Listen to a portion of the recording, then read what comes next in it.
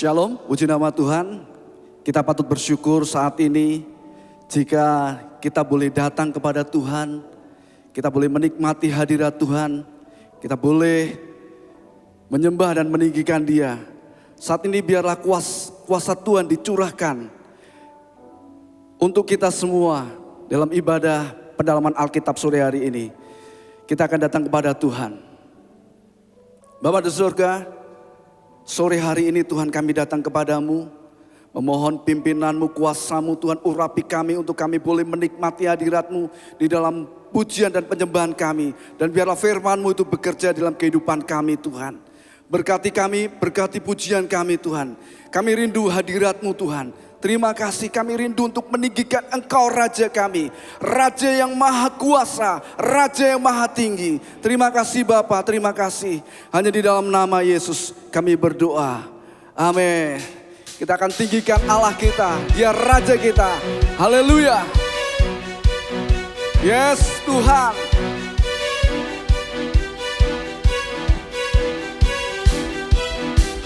Haleluya.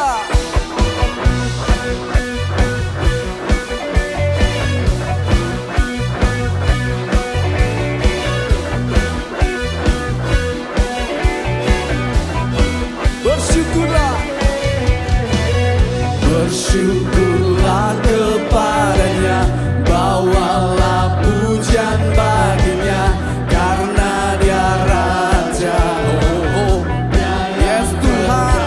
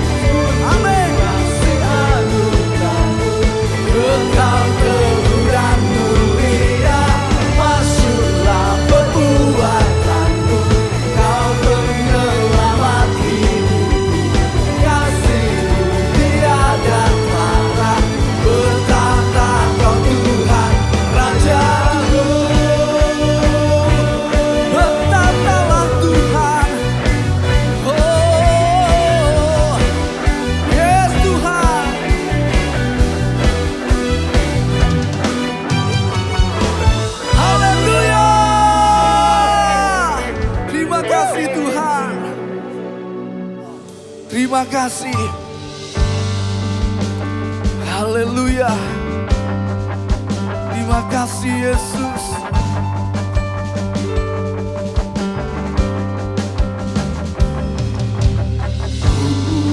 Berdiri di tengah umatmu, dari segala suku bangsa, kami umatmu yang telah ditebus dan telah diselamatkan. Tiada kata layak untuk ku berikan, tiada kata untuk memujimu, tapi bukan bersorak segenap hati dan kekuatanku. Haleluya, haleluya bagi anak domba. Haleluya, haleluya, darahnya meneguhkan setiap lidah, suku bangsa, semua makhluk dan pulau. Berikan glory, berikan hormat, beri pujian bagi anak domba.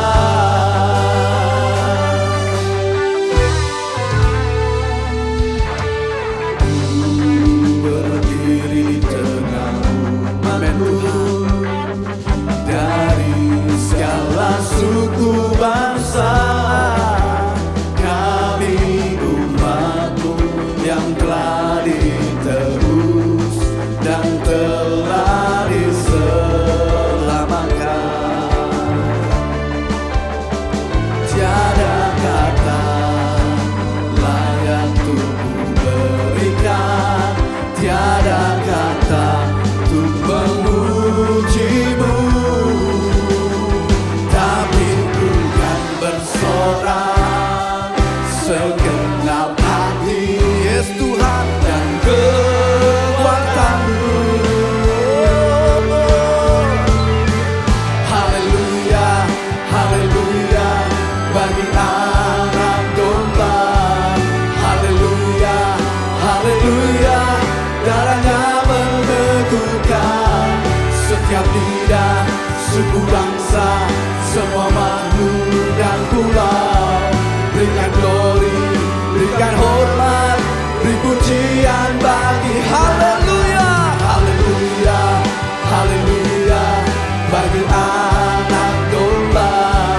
Haleluya, haleluya, darahnya meneguhkan setiap lidah, suku bangsa, semua makhluk dan pulau.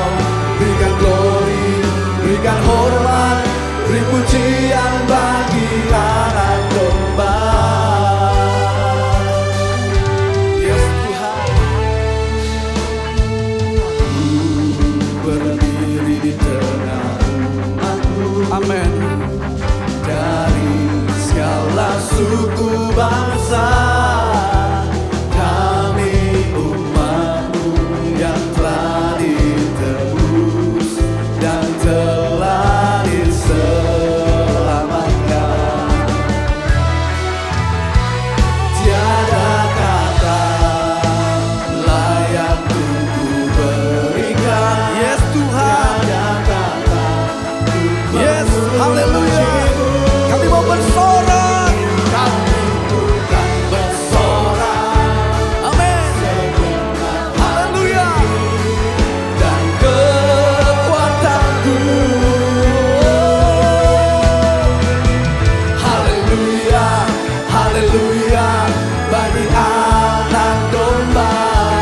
Haleluya, haleluya, darahnya meneguhkan setiap lidah, suku bangsa, semua makhluk dan pulau.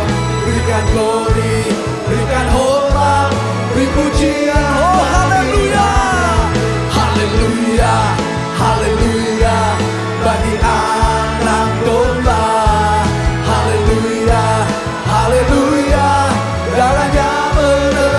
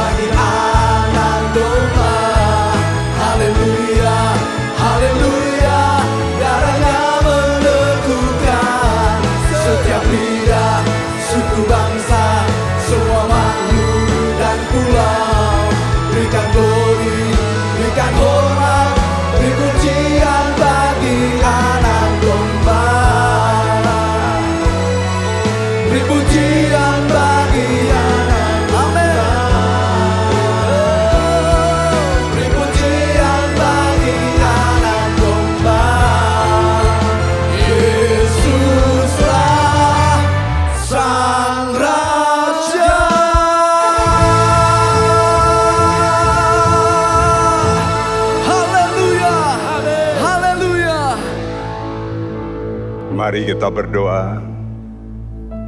Engkau Raja, Engkau penguasa, bahkan Engkau pencipta. Amin. Tuhan, kami bersyukur boleh beribadah. Yes Tuhan. Karena memang Engkau meminta kami menghormati Engkau. Amin. Dengan segenap roh, jiwa, bahkan tubuh kami juga. Terima kasih. Beri kami hati yang bisa benar-benar sadar bahwa Engkau yang memberikan kami hidup, Tuhan, hidup. Terima kasih. Terima kasih. Oleh karena itu berikan firman-Mu supaya kami memperoleh hidup yang kekal itu. Terima kasih. Berfirmanlah dan kami siap untuk mendengar dengan urapan dari Tuhan. Baik Tuhan, anak-anak-Mu yang sekarang ini sedang ada di rumah, kiranya Engkau bicara Tuhan. Amin. Dalam nama Tuhan Yesus. Amin. Amin. Shalom teman-teman sekalian. Saya harap Anda semua sehat, kuat, karena engkau dijamin oleh firman Tuhan yang hidup dan yang kekal. Nah, hari ini kita mau belajar bagaimana kita harus betul-betul kenal Sang Pencipta kita. Banyak orang mengabaikan, bahkan menghina, bahkan berkata, oh tidak ada Allah. Ya, dalam kitab Mazmur ditulis berulang-ulang, mereka itu orang fasik. Ya, jadi orang yang tidak mau mengakui ada Allah, itu adalah orang fasik, jahat. Karena Allah itu pencipta dari segenap jagat ini, jagat raya. Dan kita bisa mengenal Allah kita melalui perbuatannya. Sama seperti rumah yang bagus, orang mesti tanya, siapa arsiteknya? Siapa? Ya, begitu juga dengan kita. Tuhan sudah memberitahu bahwa Allah itu menyatakan diri via karyanya.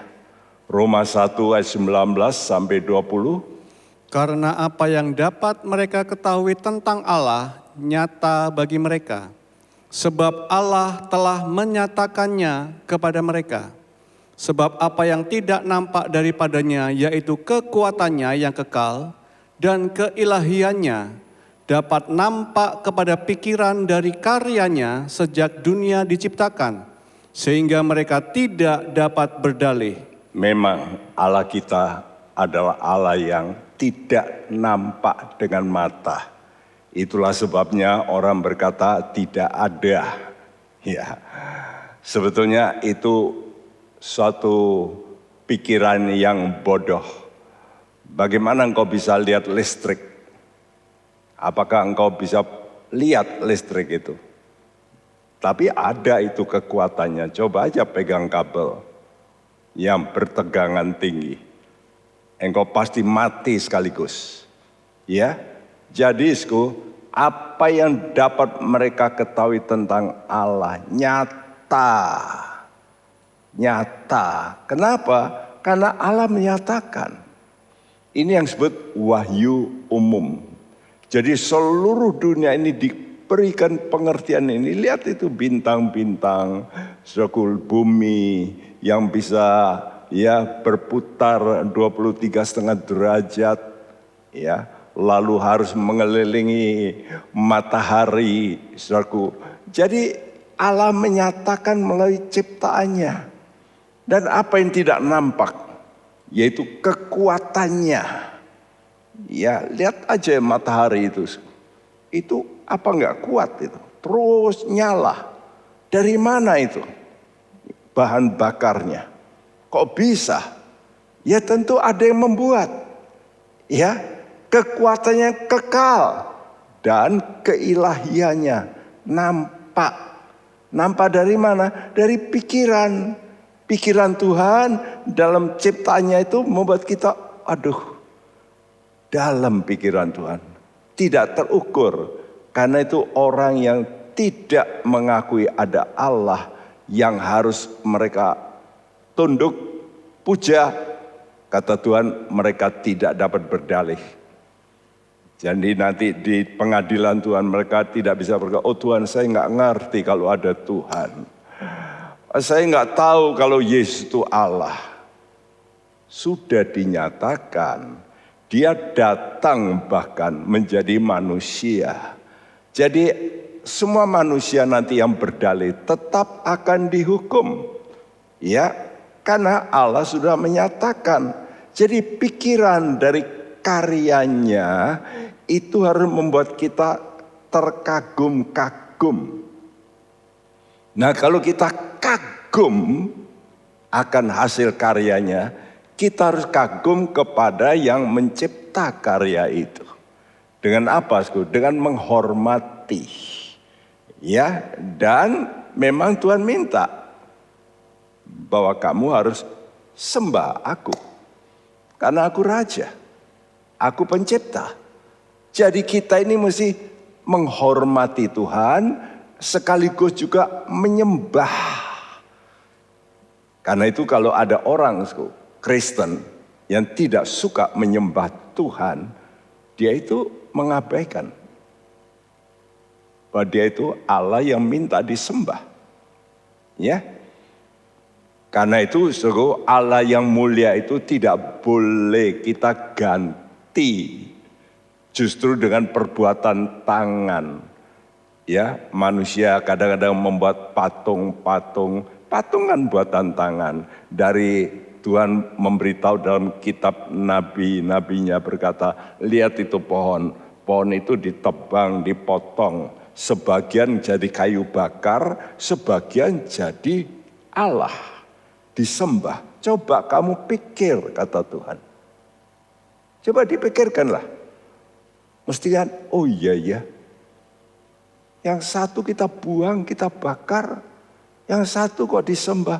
Itu saja mestinya, memang gak masuk akal penyembah-penyembah berhala itu. Karena itu kata Tuhan, penyembah berhala nanti juga tidak bisa berdalih. Gak bisa, oh Tuhan saya gak ngerti. Loh, masa gak ngerti? Kok Allah kok dikerdilkan seperti itu? Ya, menjadi buatan manusia. Tidak boleh, ini suatu penghinaan kepada Sang Pencipta. Nah, saya sudah menulis 4 buku. 4 buku yaitu buku pertama yang saya terbitkan itu Kristen Raja Wali. Lalu Kristen Domba. Lalu Kristen Lembu, lalu Kristen Singa. 4 buku ini sudah saya cetak, ya. Tapi Kristen Singa sudah habis lama, ya. Yang masih ada stok sekarang Kristen Domba, ya. Kristen Raja Wali sedang dicetak ulang, Kristen Lembu juga dicetak ulang nanti, saudaraku. Kenapa Tuhan mau memberitahu ini loh? Aku pencipta, aku membuat supaya kamu coba kagumi ini binatang-binatang ini. Ya, apa yang pertama? Raja Wali. Nah, Raja Wali ini ini serupa dengan sifatnya Allah. Yang apa? Maha suci. Mengapa? Nanti kita terangkan. Domba itu sifatnya Allah. Rela memikul dosa manusia. Bayangin itu, Allah yang pikul kesalahan orang. Ini luar biasa. Ya, lembu, Allah yang rela melayani manusia. Bayangin itu, bukan hanya manusia melayani Allah, tapi Allah melayani manusia. Wah, itu kerendahan hati dari Tuhan kita itu dahsyat. Dan singa, Allah yang maha kuasa dan benar. Dan dia akan berlaku seperti singa terhadap siapa? Terhadap musuh-musuh dari orang-orang yang percaya kepada Tuhan. Nanti Tuhan akan Saya akan bangkit, nanti saya akan seperti singa, saya terkam semua musuh-musuh. Ya, saudara, yang pertama itulah Raja Wali. Raja Wali kenapa disebut lambang kesucian ilahi? Karena ada kekuatannya. Apa kekuatannya? Sayapnya. Sayapnya kalau dibentangkan, itu bisa mencapai 2,4 meter. Bayangin, 2,4 meter. Ya, pernah diketemukan satu sarang dari Raja Wali. Tentu ini bertahun-tahun karena dia tambahi sampai 2 ton lebih. Mana ada sarang dari burung sampai 2 ton lebih. Tapi ini bukan Raja Wali yang botak putih itu yang ada di Kanada, bukan. Ini Raja Wali di Palestina ini namanya Golden Eagle. Ya, Raja Wali yang sininya itu emas. Kebanyakan yang kita lihat itu Raja Wali yang kepalanya putih, bald eagle. Tapi ini bukan bald eagle, yang namanya golden eagle. Ya, dan sayapnya itu 2,4 meter. Dahsyat. Dia bisa terbang, bisa 300 kilometer per jam. Wow, mobil-mobil yang kita naiki kalah, ini mobil balap ini, 300 km per jam. Ya, dan ini menggambarkan sayapnya ini adalah kuasa Roh Kudus, kekuatan dari Roh Tuhan yang akan dilimpahkan kepada siapa? Kepada orang yang menanti-nantikan. Orang yang menantikan itu yang berharap. Ya, jadi kalau sudah menantikan pertolongan Tuhan itu mesti menanti. Menanti itu jangan terburu-buru. Ini namanya butuh waktu, karena itu kita mesti training. Kita mesti disiplin diri kita dalam berdoa, bertekuk lutut di bawah kaki Tuhan. Kadang-kadang bisa berjam-jam kita menanti Tuhan. Besok diulangi dan diulangi. Sampai sekarang saya ngulangi ini sudah berpuluh-puluh tahun. Ya, ada 60 tahun saya belajar berdoa. Ya, dulu sudah waktu kecil, karena kami dari keluarga orang Kristen.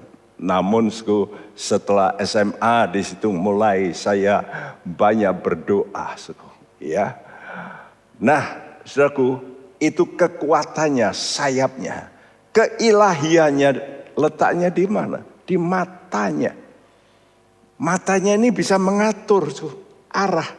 Karena itu dalam kitab Ayub 39, perjalanan daripada Raja Wali ini selalu utara ke selatan. Lalu balik ke utara. Jadi dia tanpa kompas, dia bisa balik ke sarangnya. Ratusan kilometer. Tidak ada jalur yang kelihatan. Kok bisa ya? Nah itulah, itu namanya keilahian Tuhan. Ya, mengapa? Karena mata daripada Raja Wali ini di set up dengan, karena dia punya cairan elektrolit yang bisa membuat, yaitu utara selatan di matanya. Karena itu tinggalnya Raja Wali yang banyak, yang paling banyak itu yang kepalanya putih. Tapi itu di pohon-pohon biasanya, pohonnya tinggi. Dan mata ini yang membuat dia bisa mengarah ke selatan, utara, selatan. Dia tidak menyimpang begini.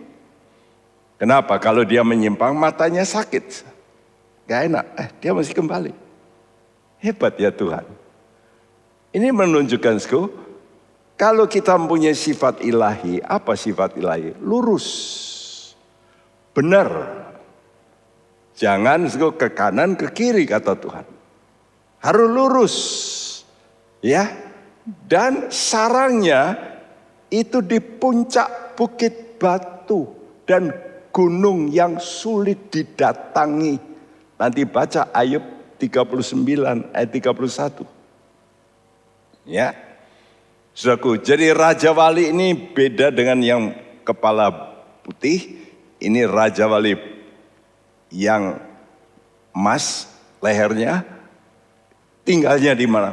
Puncak Bukit Batu. Gunung yang sulit didatangi.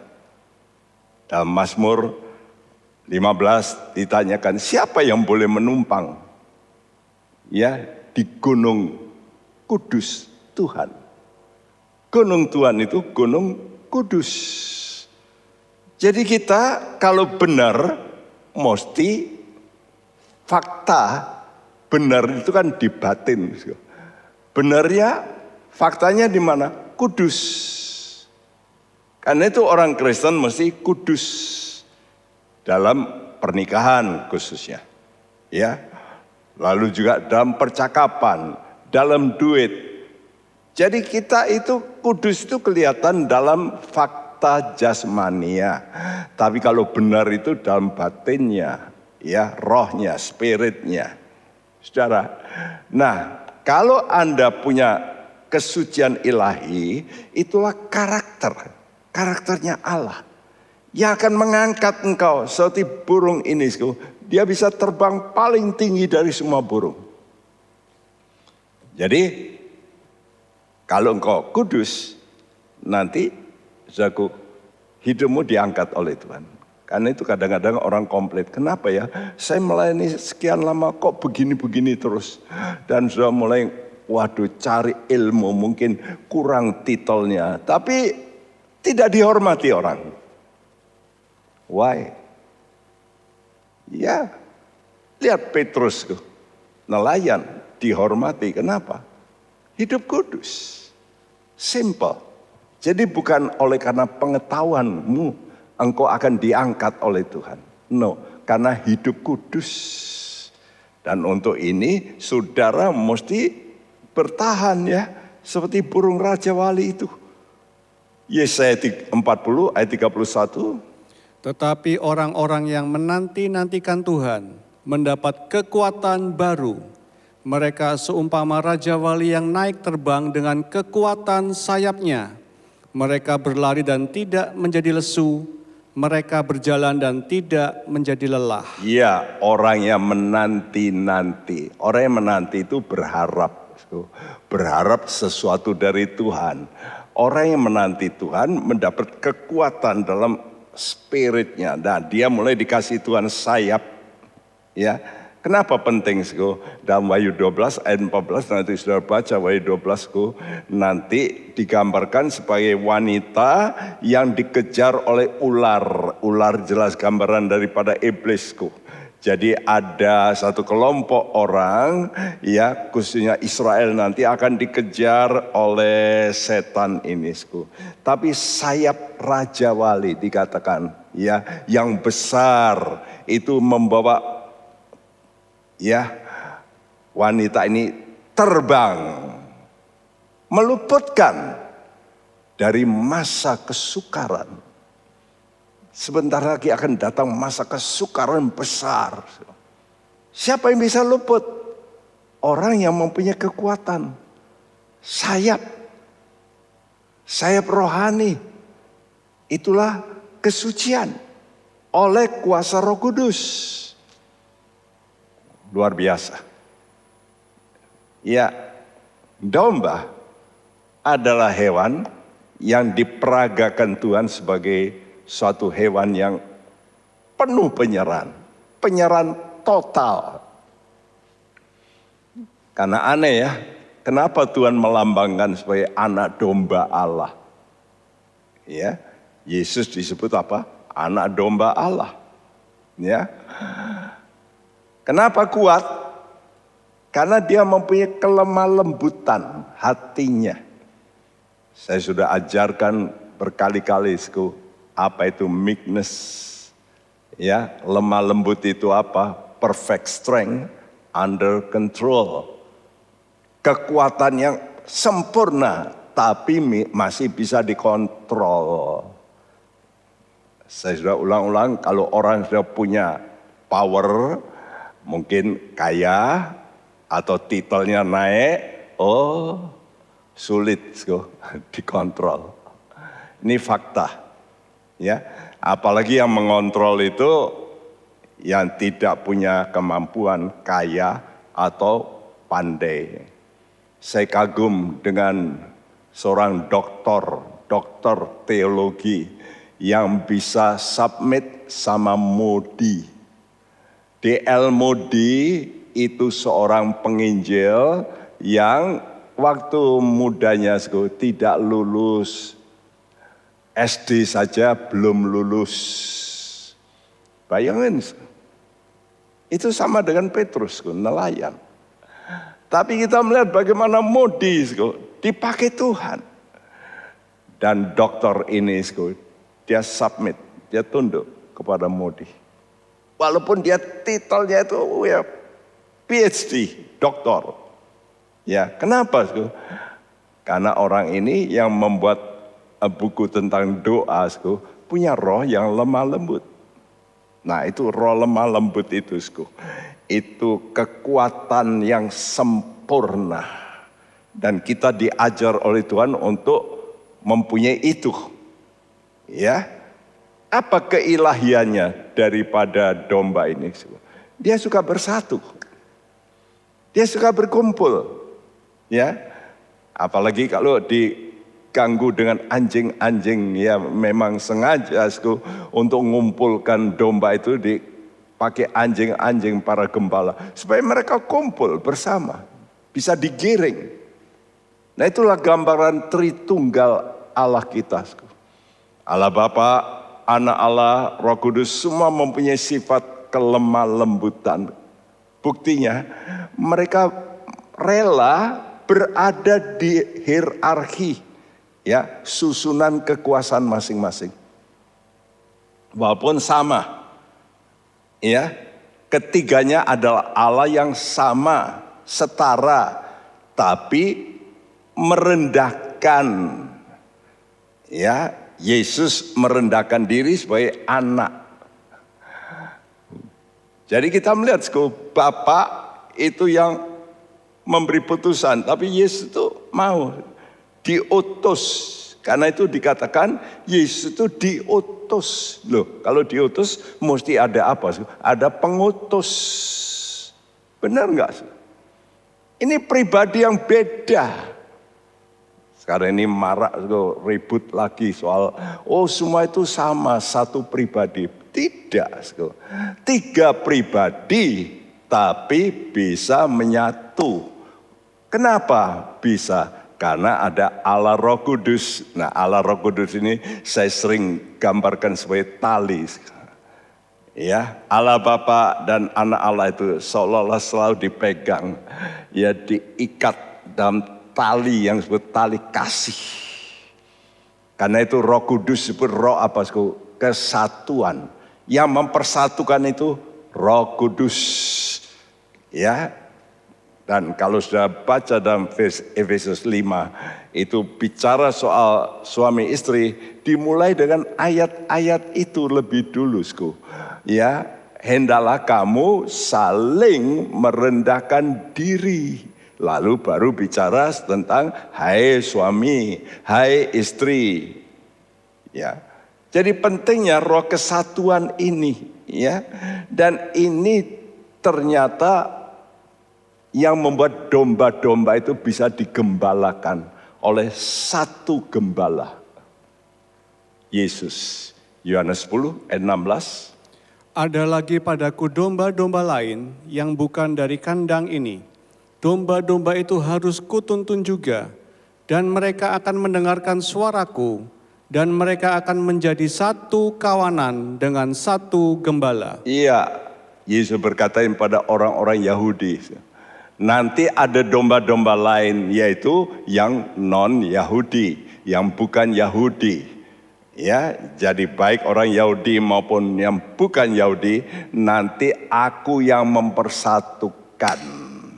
Dulu orang Yahudi tidak mau kumpul.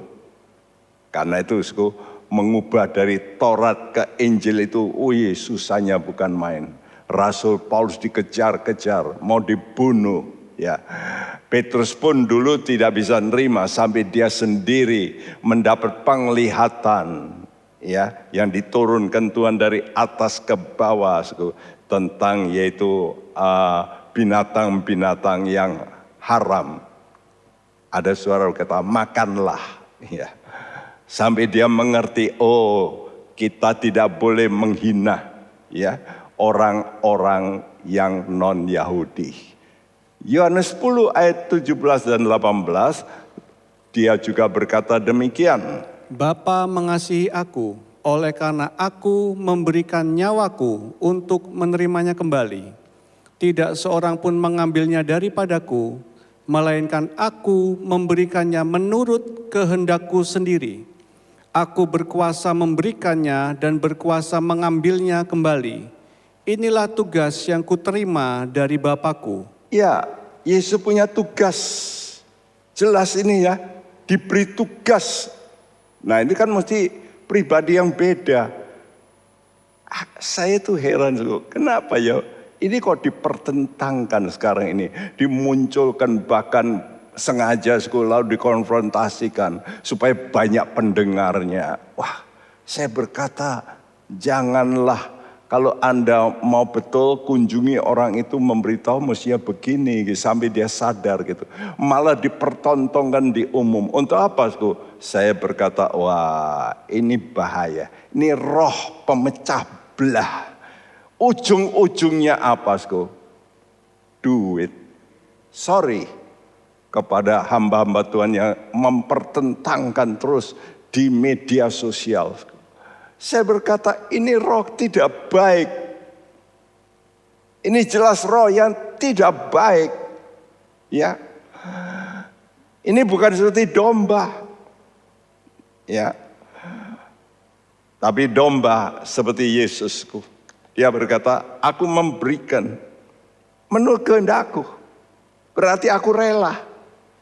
Jadi penyerahan Tuhan itu dengan kerelaan seperti domba. Yang apa? Seperti domba yang keluh, tidak mau bantah dengan apa yang ditetapkan oleh Allah Bapa. Karena dia tahu dia utusan. Oke, saya nurut. Nah, kita mesti mempunyai sifat seperti itu terhadap Bapak kita, ya. Harus belajar seperti Yesus untuk tidak berbantah-bantah terhadap firman Tuhan dan perintah Tuhan. Ampunilah musuhmu. Itu jangan kita bantah. Nah Tuhan, musuhku ini begini-begini. Sudahlah, kita tetap ampuni, ya. Nah, kenapa Tuhan mencontohkan hewan lembu? Karena lembu ini sifatnya melayani, bahkan memberikan nyawanya. Kekuatannya di mana? Kekuatannya memikul beban yang berat. Kalau zaman dulu yang disebut trik, modern itu sapi. Traktor itu sapi. Ya, karena itu seperti gambar ini, ya, lembu ini harus bawa pedati, diisi dengan yang berat-berat. Lembu ini harus membajak, itu keras itu. Waduh, tenaganya betul-betul harus kuat. Kekuatannya apa? Memikul beban berat. Dan terberat itulah dosa orang lain. Kadang-kadang kita tidak mau kecipratan kesalahan orang. Tapi belajarlah, Anda yang mencintai Tuhan, Anda belajar untuk memikul kesalahan orang lain. Sama seperti Yesus. Karena itu korban dosa ini harus dibakar yang disebut lembu. Bagi siapa? Bagi imam. Kalau dia berdosa, maka tidak boleh pakai domba, harus pakai lembu. Kalau imam yang diurapi. Karena itu pemimpin ya kekristenan yang berdosa itu di mata Tuhan dosanya besar sekali. Itu sama dengan apa? Sama dengan seluruh umat.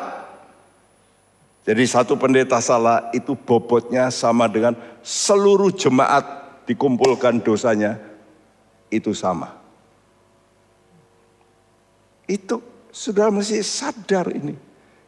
Jadi karena itu jemaat, jangan kita itu membuat berat pendeta-pendetamu, gembala khususnya.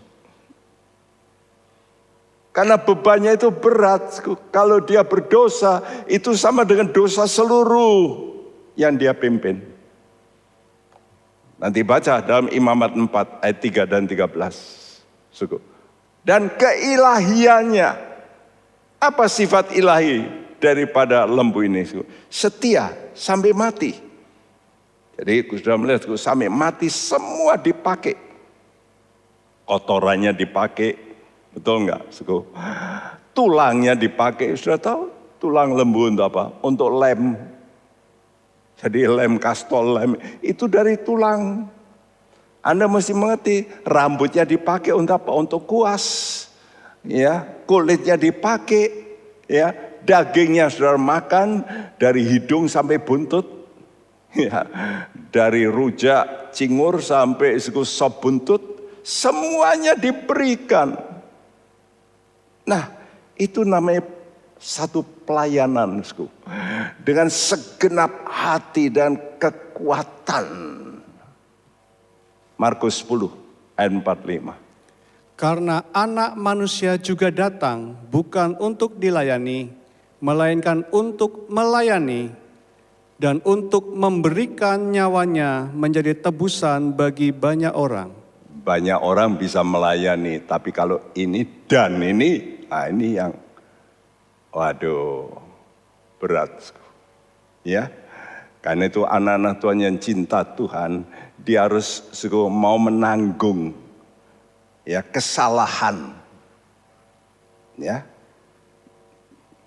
Paulus berkata, dari sekian banyak yang dia ceritakan tentang penderitaan, dan dia lalu berkata yang terakhir, dan yang tidak kurang dari itu adalah terhadap jemaat.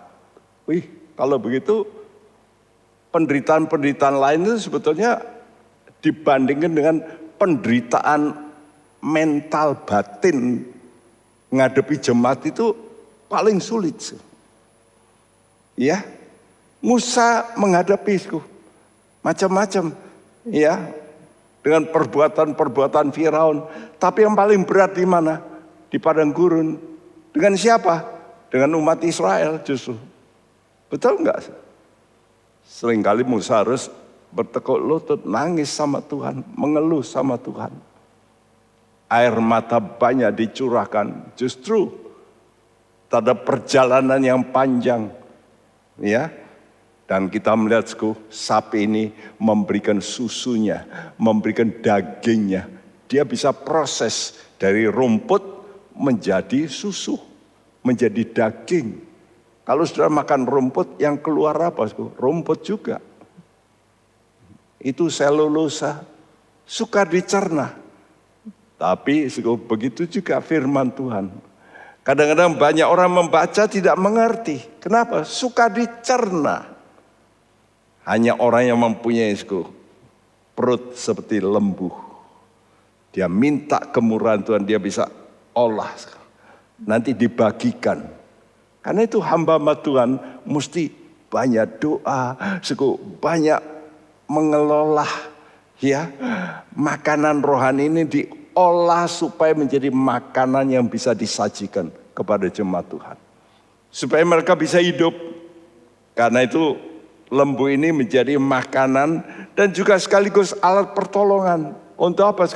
Untuk mengangkat beban, untuk menumbuhkan orang-orang. Begitu juga hamba-hamba Tuhan harus terus memberikan makanan supaya jemaat ini bisa bangun, hidup, kuat, memikul masalah seperti sekarang ini COVID. Coba ini kalau kita nggak kuat rohani kita, stres. Tapi banyak anak Tuhan yang betul bisa ketawa, bisa menghadapi dengan senyum masalah COVID dan sebagainya. Enggak apa-apa, segeralah Tuhan datang. Ya, singa adalah hewan yang begitu kuat, Ini menggambarkan Allah kita yang maha kuasa. Kenapa, Saudara? Karena dia benar, ya. Kekuatannya apa, Saudara? Tidak takut. Dia nggak takut dengan ancaman, ya mereka, gembala-gembala teriak, jangan. Nggak peduli. Yesaya 31 ayat 4. Sebab beginilah firman Tuhan kepadaku, seperti seekor singa atau singa muda menggeram untuk mempertahankan mangsanya, dan tidak terkejut mendengar teriakan seluruh pasukan gembala yang dikerahkan melawan dia, dan tidak mengalah terhadap keributan mereka. Demikianlah Tuhan semesta alam akan turun berperang untuk mempertahankan Gunung Sion dan bukitnya. Ya, satu kali Tuhan akan keluar sebagai singa. Dulu orang Israel itu menanti ini yang keluar dulu. Enggak, malah domba. Karena itu mereka menolak. Loh, kok Yesus datang kok lemah begini, kok mati? Ya, Tuhan datang kok seperti lembu. Iya, bukankah begitu? Tuhan kata, iya, Bapak, Tuhan kata, dagingku itu makanan yang sesungguhnya. Darahku minuman. Loh, itulah memberikan nyawa. Jadi Tuhan ini betul-betul luar biasa. Nanti kalau dia datang kedua kali, dia tidak berlaku seperti domba. Dia berlaku seperti singa. Ya, dia akan hantam semua musuh-musuhnya. Dia akan selesaikan orang-orang fasik, orang yang menghina. Yang sekarang Tuhan seolah-olah biarkan. Kenapa, Saudara? Tuhan itu sabar menunggu sampai takarannya full. Kejahatan manusia itu full. Baru dia oke, saya hukum. Karena itu dikatakan sini Tuhan semesta alam. Perhatikan kata ini. Tuhan semesta alam. Dengan seluruh pasukannya akan turun berperang. Di mana nanti? Armageddon. Itu peperangan yang terakhir dengan ya orang. Tapi nanti ada lagi peperangan terakhir dengan siapa? Iblis. Jadi peperangan pertama itu nanti dengan antikris, dengan pengikutnya tentu. Tapi nanti setelah 1000 tahun Tuhan berperang melawan iblis dengan pengikutnya lagi. Saudaraku. Nah, singa ini menunjukkan keilahiannya di mana, saudaraku? Benar, adil, ya. Mazmur 7 ayat 10. Biarlah berakhir kejahatan orang fasik, tetapi teguhkanlah orang yang benar. Engkau yang menguji hati dan batin orang, ya Allah yang adil dan benar. Ya Allah yang adil. Bagian lain dikatakan, ya Allah yang benar. Nanti akan diakhiri semua kejahatan. Jadi karena itu kata Tuhan, tunggu. Kita disuruh tunggu untuk apa? Untuk bisa tetap setia. Punya kualitas yang disebut harap. Karena itu menjadi orang Kristen bukan hanya percaya, tapi harap itulah. Nah ini yang diminta oleh Tuhan, percayamu harus menjadi harap. Ya, kenapa, Amsal 28 ayat 1 mengatakan, orang fasik lari walaupun tidak ada yang mengejarnya, tetapi orang benar merasa aman seperti singa muda. Iya, sekarang bagaimana hidup kita? Ini praktek menghadapi COVID. Bagaimana hatimu? Kacau, takut, rasanya, wah kok begini ya, kok begini. Atau aman. Ya, orang benar itu berani, mestinya begitu. Bukan hanya aman, berani seperti singa muda. Ya, jadi kita mesti punya roh keberanian, berani menghadapi. Walaupun COVID, COVID. Ya, tapi ini bukan berarti lalu kita gak mau pakai masker, gak mau cuci tangan, bukan. Tapi spirit kita itu loh, jangan ditundukkan dengan roh ketakutan. Aduh, nanti gimana? Aduh, itu kok ada pendeta mati. Waduh, ada yang jemaat mati. Gimana? Waduh, ya. Saudara baik-baik juga bisa mati. Kadang-kadang juga tidak terjadwal, bukan? Tapi kalau sudah tahu bahwa Tuhanmu itu adalah kebangkitan dan hidup, sudah berkata, aku punya Allah yang hidup dan berkuasa. Saudara, nah sekarang pertanyaannya, mengapa mempelajari Kijang? Dulu saya tidak terpikirkan ini. Karena kalau tadi itu 4 hewan itu jelas Tuhan menyatakan dirinya. Seperti itu, seperti Raja Wali, seperti domba, seperti singa. Kan dia berkata singa dari Yehuda. Ya toh? Dia digambarkan dari dulu korban-korban itu lembu. Ya. Jadi semua itu menunjukkan bagaimana Allah kita. Tapi waktu Kijang ini saya belum memperoleh sampai 3 bulan lalu saya membaca kitab Kidung Agung. Dan kitab itu saya baca hampir sebulan. Saya ulang-ulangi, saya baca dengan teliti. Wow, kitab yang luar biasa. Kitab yang tidak ada tulisannya Tuhan, Allah, nggak ada. Itu sama dengan kitab Esther. Nggak ada di situ. Tapi itu kitab berisi tentang hubungan dari Allah kita dengan gereja sebagai pengantin pria dan pengantin wanita. Karena itu gambar ini, Kijang ini gambar yang saya rasa terbaik yang saya lihat dari browsing, hasil browsing. Wah, gambar ini betul ya, karena pixelnya tinggi. Lalu ini saya kasih gambar insight di situ tentang mempelai Tuhan, menanti, kapan Tuhan datang, kapan Tuhan datang.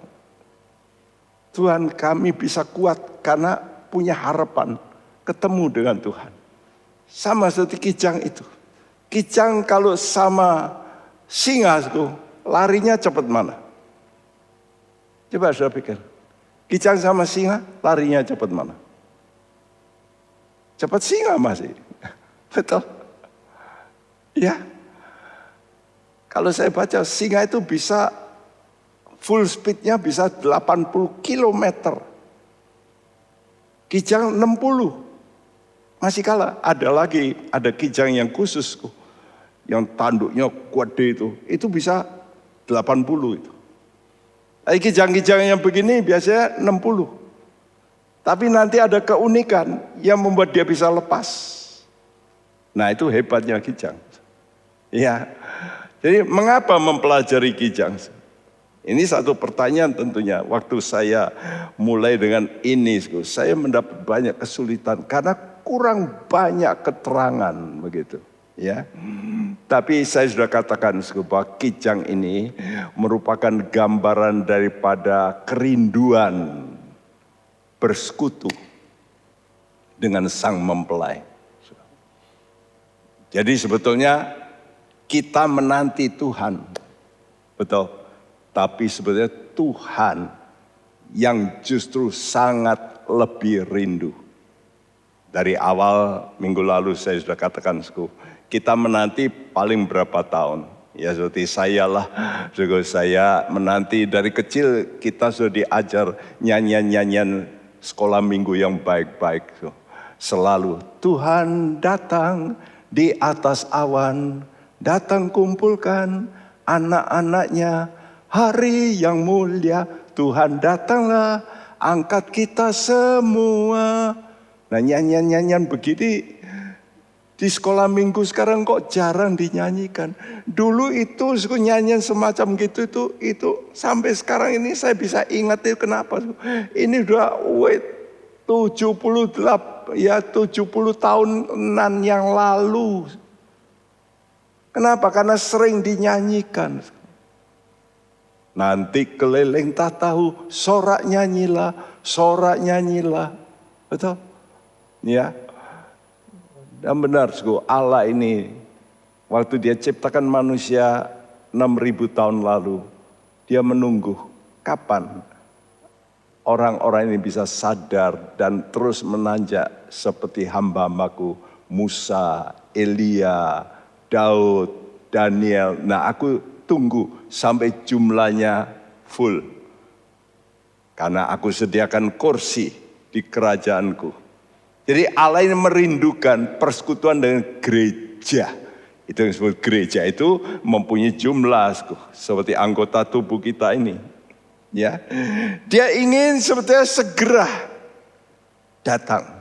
Dia ingin, ya, karena itu digambarkan sebagai kijang yang melompat-lompat. Nah, ini keunikan kijang.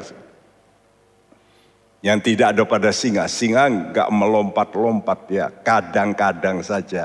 Tapi kalau melompat berkali-kali, ketahanannya kalah sama kijang. Kijang memang lebih pelan tapi lebih bertahan untuk jarak jauh. Nah, ini kemenangan kijang. Jadi kalau dia bisa terus, ya, nanti singanya bisa capek sendiri. Ya, kenapa saya mulai menyelidiki? Karena waktu Kidung Agung pasal 2 ini, ayat 8 dan 9. Dengarlah kekasihku, lihatlah ia datang melompat-lompat di atas gunung-gunung, meloncat-loncat di atas bukit-bukit. Kekasihku serupa kijang atau anak rusa. Lihatlah, ia berdiri di balik dinding kita sambil menengok-nengok melalui tingkap-tingkap dan melihat dari kisi-kisi. Tuhan digambarkan seperti ini. Jadi sang pengantin perempuan ini berkata, dengarlah kekasihku. Mestinya bukan begitu ya, dalam bahasa Inggris kata, the voice of my beloved. Dia mulai ini suara dari kekasihku, mestinya begitu. Ya. Suara dari kekasihku. Lihat, dia datang melompat-lompat di atas gunung-gunung, ya, dan lompatan, ya, di atas bukit-bukit. Ini bukankah sama dengan teriakan Yesus dalam kitab Wahyu? Behold, I come quickly. Lihat, aku datang segera. Ya. Nah, bagaimana sikap kita? Dia mengumpamakan seperti apa? Seperti kijang. Loh, ini ucapan daripada pengantin perempuanku. Kekasihku serupa kijang. Nah, kalau kita betul-betul menanti Tuhan, bagaimana sikap kita sekarang? Bagaimana sikap kita? Ya, apakah sudah mempunyai kerinduan ketemu dengan Tuhan? Kalau sudah mempunyai kerinduan ketemu dengan Tuhan, baca Kidung Agung 2 ayat 17. Sebelum angin senja berembus dan bayang-bayang menghilang, kembalilah kekasihku, berlakulah seperti kijang, atau seperti anak rusa di atas gunung-gunung tanaman rempah-rempah. Ya, sebelum angin senja berembus dan bayang-bayang menghilang. Saudaraku, ini artinya sebelum senja dan bayang-bayang hilang kapan? Waktu mulai cerah. Ini menanti apa? Kedatangan Tuhan. Jadi kita ini sekarang berada dalam angin senja. Ya, kita sekarang dalam kegelapan malam, angin tiup, angin senja. Dan angin senja biasanya tidak baik ya, kalau malam-malam itu sudah kena angin itu kan masuk angin. Memang saya perhatikan akhir-akhir ini mulai banyak angin pengajaran yang aneh-aneh meluncur di gereja yang membuat orang-orang Kristen, ini Pak Bekti, ini beberapa cuma Pak Bekti, Yang benar yang mana toh? Pendeta itu atau pendeta itu toh? Kok ya terkenal dua-dua? Yang benar yang mana? Kok kelihatannya kok waduh ribut. Jadi bingung katanya. Loh, saudaraku, dengarlah ya para pemberitaku. Jangan sampai membuat jemaat Tuhan itu makin bingung dengan deklarasi Anda. Kita bersalah nanti kalau membuat jemaat bingung. Ya, di sini ada teriakan, kembalilah kekasihku, berlakulah seperti kijang. Apa artinya? Jemaat Tuhan yang sungguh-sungguh dia minta Tuhan, cepat Tuhan, cepat, cepat. Kami nggak tahan menghadapi dunia yang penuh dengan kebohongan, kerusakan, ya, yang begitu jahat. Tuhan, kapan Tuhan datang? Adakah hati semacam begitu? Adakah kerinduanmu, Tuhan? Ini nggak beres-beres dunia ini. Rasanya kok makin kalut, sukar. Tuhan, kembalilah, berlakulah seperti kijang, cepat. Ditambah dengan Kidung Agung 8 ayat 14. Cepat kekasihku, berlakulah seperti kijang, atau seperti anak rusa di atas gunung-gunung tanaman rempah-rempah. Cepat kekasihku. Apakah begitu kita? Teriakan kita pada Tuhan? Ya, kalau dibaca dalam Wahyu 22 waktu Tuhan kata, lihat aku datang segera. Maka jawaban pengantin perempuan, come Lord Jesus. Datanglah Tuhan. Datanglah Tuhan. Apakah itu ada pada hati kita? Kita rindu Tuhan, nggak ada yang bisa membereskan problem dunia yang makin ruwet, makin kacau. Lihat di Amerika, satu negara sekarang terbelah. Ya, ini namanya polarisasi. Bukan hanya di Amerika, di mana-mana mulai terjadi ekstrim. Ya, polarisasi. Nah, memang itu perkataan Tuhan. Yang benar tambah benar, yang kudus tambah kudus, yang jahat tambah jahat, yang najis lebih najis. Siapa yang bisa menolong? Hanya Yesus. Hanya Yesus. Saya katakan sekali lagi, hanya Yesus. Mari kita rindukan. Rindu Tuhan, kami bersamamu. Kami rindu selalu bersamamu. Dan kami ingin tinggal. Bukannya yang kau berkunjung, tapi kami yang tinggal di dalam Engkau.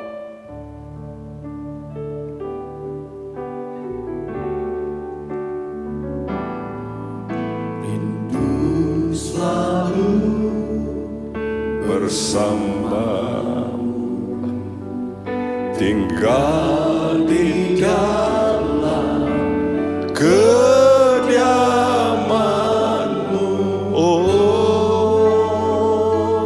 Tuhan, sebab ku sukai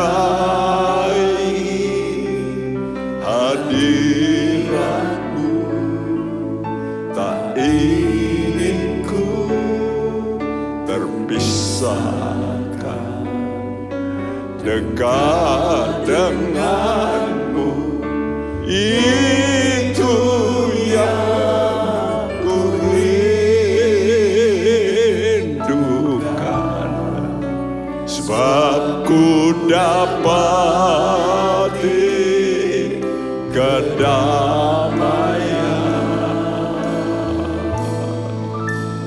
Ku nikmati keindahan dan keagungan-Mu, oh Tuhan. Ku nikmati kemuliaan-Mu, menyembah-Mu dengan segenap hatiku. Mari kita mau berdiri. Katakan pada Tuhan, Tuhan kami rindu Selalu bersamamu. Yes Tuhan, Kau di dalam kediaman-Mu. oh Tuhan, sebab ku sukai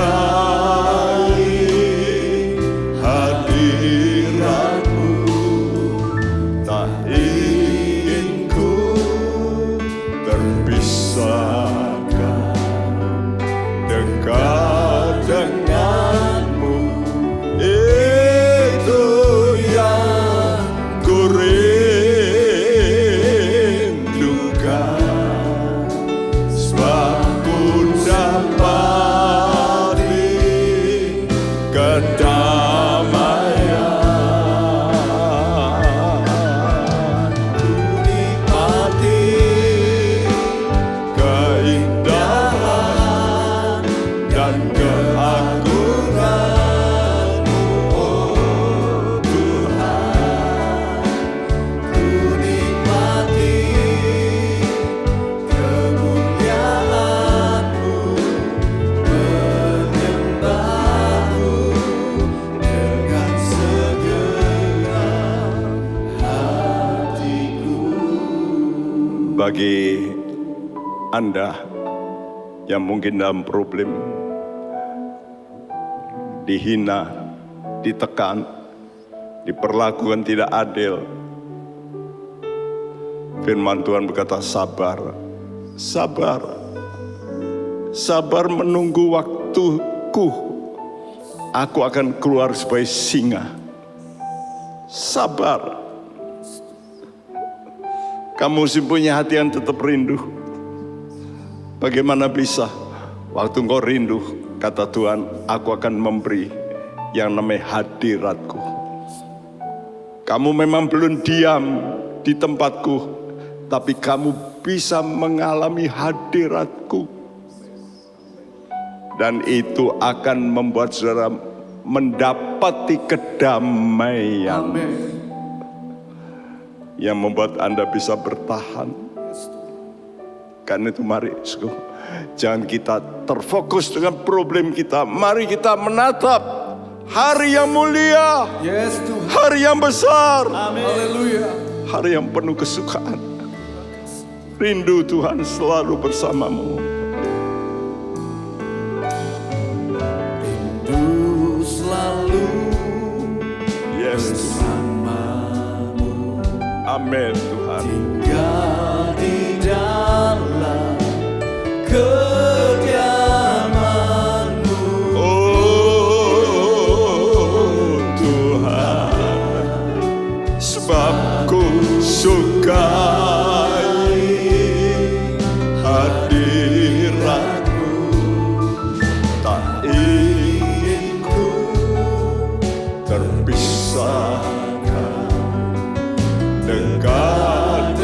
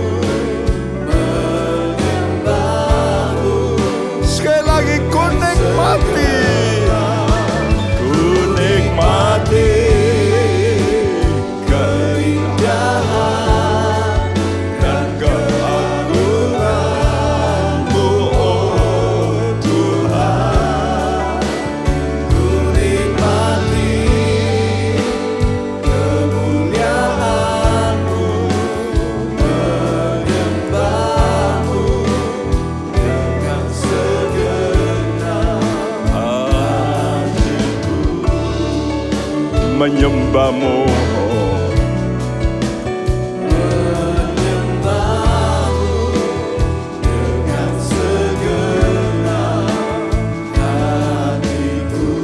Menyembahmu Tuhan.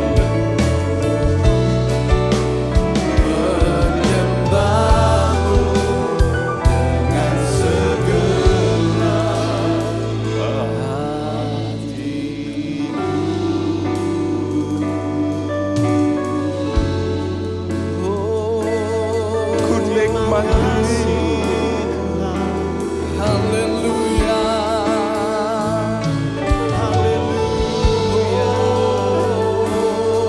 Yes Tuhan. Haleluya. Haleluya.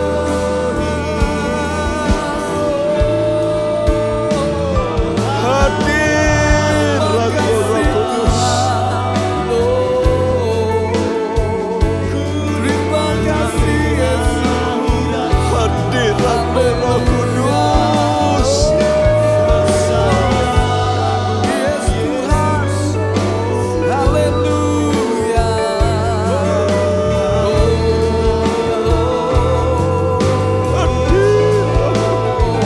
Terima kasih Yesus. Terima kasih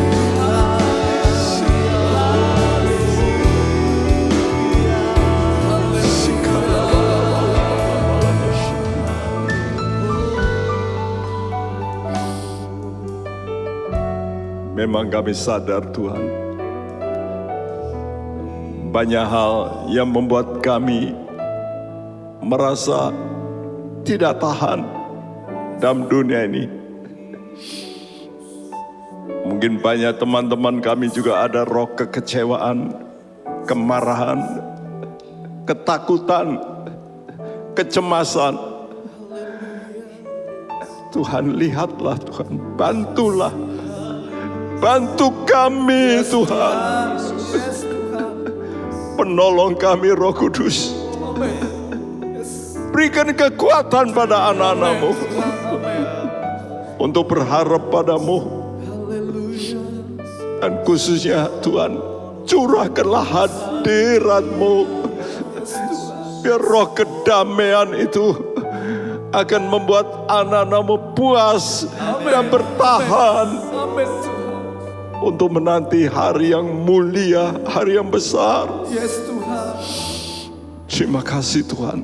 Karena itu kami juga berdoa Tuhan, bagi seluruh umat-Mu di muka bumi ini, yang saat-saat ini sedang mungkin mengalami Tuhan titik-titik yang paling sukar. Mari Roh Kudus penolong kami. Come Spirit, datanglah Roh Kudus. Angkat Tuhan. Beri hadirat-Mu, beri damai sejahtera-Mu. Khususnya juga untuk negara kami. Biar damai, kami katakan damai. Shalom. Shalom untuk Indonesia. Shalom untuk Indonesia. Terima kasih Tuhan. Terima kasih, terima kasih. Dan kuatkan kami terus, supaya kami tetap berpengharapan sampai akhir melihat kemuliaan-Mu. Sekarang kami mau menerima berkat-Mu. Kami tadakan tangan kami. Saudaraku, terimalah berkat daripada Allah Bapa kita, dari Tuhan kita Yesus Kristus, dan persekutuan Roh Kudus.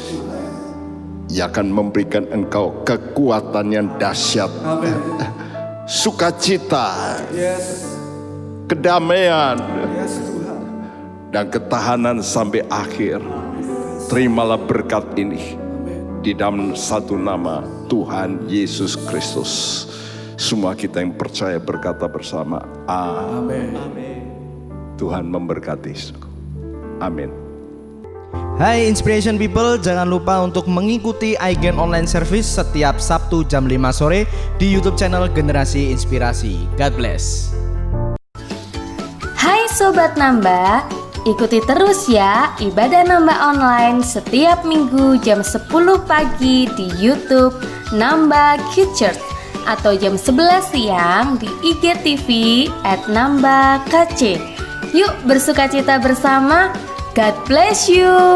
Penyaluran kolekte maupun persembahan lainnya dapat dilakukan melalui transfer ke nomor rekening gereja dengan nomor 009 707 2071 atas nama Megawati dan Lee Irwande atau dengan scan QR Code berikut ini.